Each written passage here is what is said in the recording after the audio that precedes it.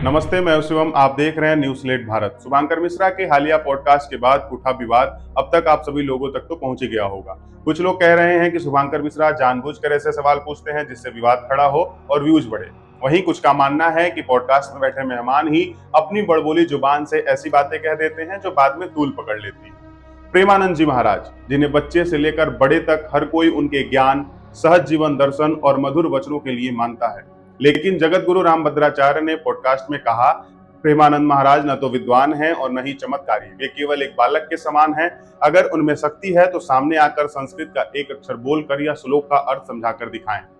इस पूरे घटनाक्रम के बीच मुझे बार बार प्रदीप मिश्रा जी याद आ रहे हैं। ज्यादा दिन नहीं हुआ जब उनकी कथा के दौरान राधा रानी को लेकर कही गई एक बात वायरल हुई थी। उन्होंने कहा था, राधा जी का किसी शास्त्र में उल्लेख नहीं है। ये कोई नई बात तो है नहीं, अनेक विद्वान पहले भी इस पर मत व्यक्त कर चुके थे। लेकिन इस पर प्रेमानंद जी महाराज नाराज हो गए। उनके अनुयायियों ने तो गालियों से लेकर धमकियों तक का सहारा लिया।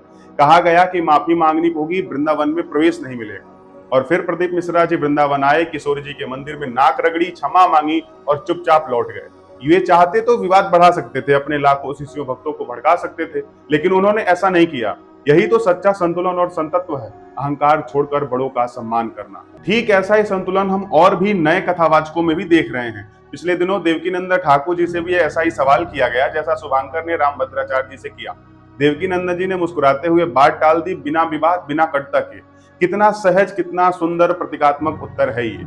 इसी तरह जब पत्रकारों ने उनसे पूछा कि शंकराचार्य धर्म प्रचार क्यों नहीं करते, तो देवकीनंदन जी ने मुस्कुराते हुए बड़ी सहजता से कहा, वे हमारे बड़े हैं, भगवान समान है, छोटे छोटे कार्यों की जिम्मेदारी तो हमारी है। शब्दों में कितनी विनम्रता थी और कितना सम्मान था। धीरेन्द्र कृष्ण शास्त्री का उदाहरण भी सामने है। जब उनके चमत्कारों को लेकर सवाल उठे, कुछ संतों ने तो उन्हें ढोंगी तक कह दिया, लेकिन धीरेन्द्र जी ने कभी किसी संत पर कटाक्ष नहीं किया, बल्कि सबकी प्रशंसा ही की। उनके उत्तरों में भी केवल श्रद्धा और समर्पण झलकता रहा। हम लोगों को संतों जितना ज्ञान तो नहीं, पर इतना जरूर समझते हैं, संत हमारे लिए पूजनीय है, चाहे वह किसी भी परंपरा के हो।